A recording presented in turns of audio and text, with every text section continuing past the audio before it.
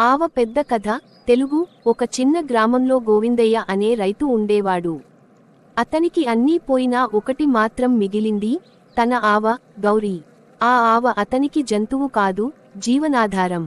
ప్రతిరోజు ఉదయం గోవిందయ్య ముందుగా గౌరిని చూసేవాడు, తినిపించేవాడు, నీళ్లు పెట్టేవాడు, గాయాలు ఉన్నాయా లేదా అని చూసేవాడు. గ్రామంలో చాలామంది ఆవలను కేవలం పాలు ఇచ్చే యంత్రాల్లా చూసేవారు.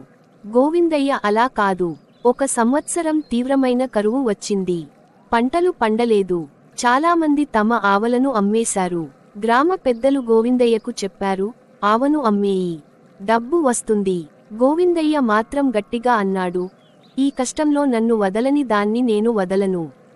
రోజులు గడిచాయి. గోవిందయ్య ఇంట్లో తిండి కూడా తగ్గిపోయింది. కానీ గౌరికి మాత్రం ఎప్పటికీ తిండి తగ్గలేదు. ఒక రోజు గౌరి అనారోగ్యంగా పడింది. గ్రామంలో ఎవ్వరూ సహాయం చేయలేదు. గోవిందయ్య రాత్రంతా ఆవ పక్కన కూర్చుని చూసుకున్నాడు. ఆ మరుసటి రోజు అద్భుతం జరిగింది. గౌరి ఎక్కువ పాలు ఇవ్వడం మొదలుపెట్టింది. ఆ పాలు గ్రామంలో ఔషధంలా మారాయి. అనారోగ్యంతో ఉన్న పిల్లలు కోలుకున్నారు. గ్రామానికి పేరు వచ్చింది. దూర గ్రామాల నుంచి పాలు కొనడానికి ప్రజలు వచ్చారు. గోవిందయ్య పరిస్థితి మారిపోయింది. కరువు తీరిన తర్వాత అతని పంటలు కూడా బాగా పండాయి. గ్రామ పెద్దలు వచ్చి క్షమాపణ చెప్పారు. గోవిందయ్య మాత్రం ఒక్క మాట మాత్రమే అన్నాడు, నువ్వు నిబద్ధతగా. గోవిందయ్య పేరు ఇప్పుడు చుట్టుపక్కల గ్రామాల్లో కూడా వినిపిస్తోంది. కానీ పేరు వచ్చిందంటే సమస్యలు కూడా వస్తాయి, ఇది నిజం. ఒక రోజు శంకరయ్య అనే వ్యాపారి గ్రామానికి వచ్చాడు. అతను పాలు కాదు, గౌరీ ఆవనే కొనాలనుకున్నాడు. 1,00,000 రూపాయలు ఇస్తాను అన్నాడు. గ్రామమంతా షాక్. గోవిందయ్య ఇంటి పరిస్థితి ఇంకా పేదరికమే. రుణాలు ఉన్నాయి, ఇల్లు పాడవుతోంది. అందరూ ఒకటే మాట, ఇప్పుడు అమ్మకపోతే మూర్ఖత్వం. గోవిందయ్య రాత్రి నిద్రపోలేదు. గౌరీ దగ్గరకు వెళ్లి కూర్చున్నాడు. నిన్ను అమ్మితే నా కష్టం తీరుతుంది, కాని నిన్ను అమ్మితే నేనుగా ఉండను అని అనుకున్నాడు.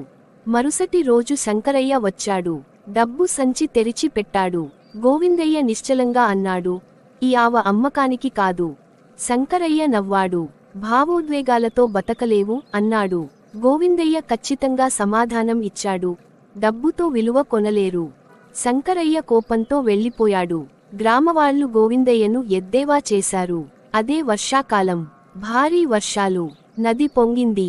ఒక రాత్రి వరద వచ్చింది. చాలా ఇళ్లు కొట్టుకుపోయాయి. పశువులు చనిపోయాయి. గోవిందయ్య ఇంటికి కూడా వరద చేరింది. అప్పుడే గౌరి అరిచింది. గోవిందయ్య లేచాడు. గౌరి అతన్ని లాగుతూ ఒక ఎత్తైన ప్రదేశానికి తీసుకెళ్ళింది. అక్కడ ఇంకొన్ని గ్రామస్తులు చిక్కుకుని ఉన్నారు. ఆ రాత్రి గోవిందయ్య, గౌరి కలిసి 10 మందిని కాపాడారు. ఉదయం వరద తగ్గిన తర్వాత గ్రామం గోవిందయ్యను వేరే కళ్లతో చూసింది. గ్రామ పెద్దలు వచ్చి చెప్పారు, నువ్వు ఆవను కాదు, ధర్మాన్ని కాపాడావు. గోవిందయ్య మాత్రం వరద తర్వాత గ్రామం మారింది. ఇల్లు పాడయ్యాయి, పశువులు పోయాయి. కాని ఒక విషయానికి స్పష్టం అయింది, గోవిందయ్య మాటలకు విలువ వచ్చింది. గ్రామ సభ పెట్టారు. మొదటిసారి గోవిందయ్యను మధ్యలో కూర్చోబెట్టారు. పెద్దవాడు అన్నాడు, మన ఆలోచన తప్పు. మనం లాభం మాత్రమే చూశాం, నువ్వు బాధ్యత చూశావు. ఆ రోజే గ్రామంలో ఒక నిర్ణయం తీసుకున్నారు. ప్రతి ఇంట్లో పశువును ఎలా చూసుకోవాలో నియమాలు పెట్టారు. ఆవలను పనిచేసే వస్తువుల్లా కాదు, జీవాల్లా చూడాలని తీర్మానించారు. గోవిందయ్యను గోసంరక్షణ బాధ్యుడుగా నియమించారు. జీతం లేదు, అధికారమూ లేదు, కానీ గౌరవం ఉంది. కొన్ని నెలల్లో మార్పు కనిపించింది. పశువులు ఆరోగ్యంగా మారాయి, పాలు పెరిగాయి, గ్రామ ఆదాయం పెరిగింది. శంకరయ్య మళ్లీ వచ్చాడు. ఇప్పుడు వ్యాపారి కాదు, వినియోగదారుడు. నువ్వు గెలిచావు అన్నాడు. గోవిందయ్య సమాధానం సూటిగా ఉంది, నేను గెలవలేదు, నేర్చుకున్నాను. గోవిందయ్య చివరి మాట గ్రామానికి ఇలా చెప్పాడు, ధర్మం లాభం కోసం కాదు, లాభం ధర్మం వెంటే వస్తుంది. గౌరి వృద్ధమైంది. ఒక రోజు శాంతిగా కన్నుమూసింది. ఆ రోజు గోవిందయ్య ఏడవలేదు. తల వంచి ఒక్క మాట అన్నాడు, నువ్వు నన్ను నిలబెట్టావు. ఆ గ్రామంలో ఇప్పటికీ ఒక మాట ఉంది, గోవిందయ్య ఆవ కథ, మన బుద్ధి మార్చిన కథ. చివరి పాఠం, ఇది తీసుకోలేకపోతే కథ వృథా.